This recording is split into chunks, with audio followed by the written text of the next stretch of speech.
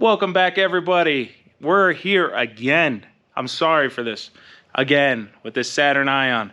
And today we're doing the rack and pinion because this one's super loose. It locks up, actually.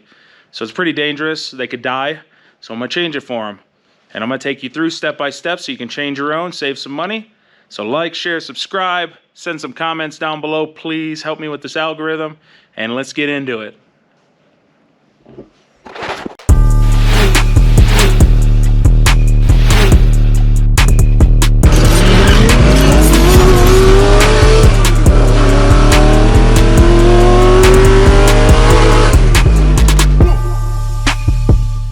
Step number one, pop your hood. Jack up your car.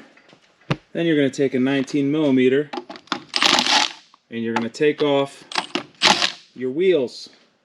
Here's the part number for the rack I got on Rock Auto, 203-0116. And it looks like this. Doesn't have tie rod ends on it. So you're going to need some tie rod ends. The ones I got are Suspensia X07TE1166.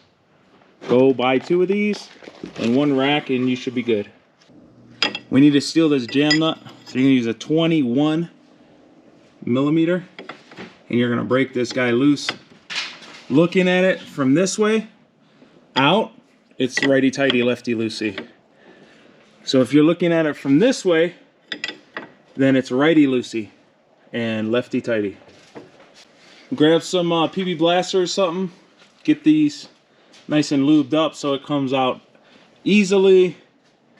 And do that on both sides.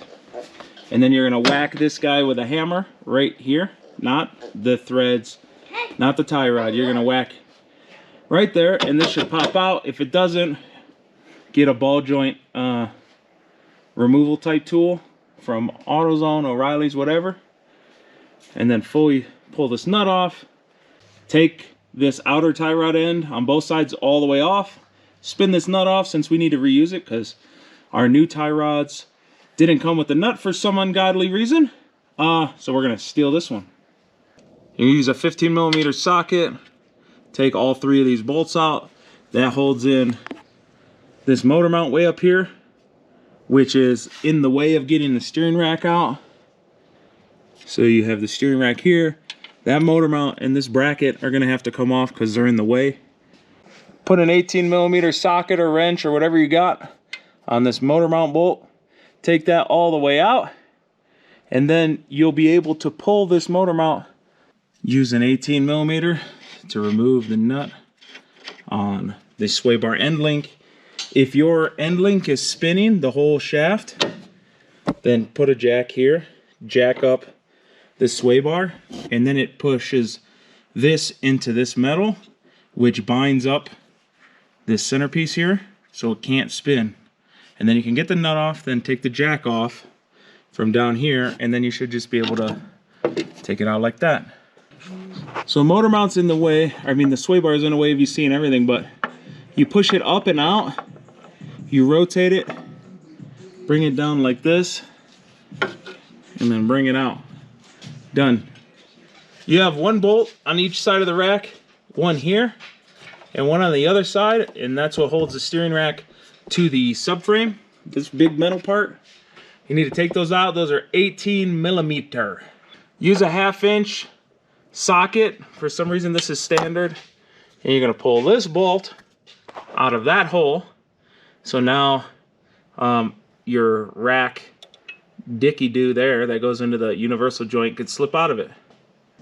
Now that this thing is all disconnected, we're going to rotate this and sort of wiggle it. There's 2 of us. Or one person's going to feed all this junk through this side. One person is going to pull it out the driver's side. And so you already got it jammed up here on this sway bar end link. That wouldn't have ended well. And we're just going to slide it out like so. And hopefully not bust ourselves in the mouth with it. You need to make sure the rack's centered and you have your, there's a little groove here, but you also need to make sure that it's centered in respect to, like if this can be here again, if I had one full rotation, and then it'd be all cockeyed. So make sure it's straight. Okay, order of operations here. You're going to slide this bolt that's on this side of the car, the driver's side. Here's the driver's side. You're gonna slide this bolt in now because you can't get it because it hits the firewall. So slide that bolt in. Then the next step is to get the yoke part here slipped into this universal joint, dealy-do, and then slide it up and start this bolt with like 1 or 2 threads, and then get the other bolt on the other side put in. Line up this motor mount so this little tab is over this black metal here, and then put these 3 bolts in. Tighten them down. Tighten them down! After putting those 3 bolts tight, we're going to put this heat shield in between the exhaust and the rear motor mount. And we slide this guy through. I'm going to tap it in with this little plastic hammer and then tighten it down. That's all there is to it. Spin your outer tie rod to where the wheel is close enough to being straight for now. Now put this nut on. Torque this down nice and tight. Tight like a tiger. I have everything else installed right now.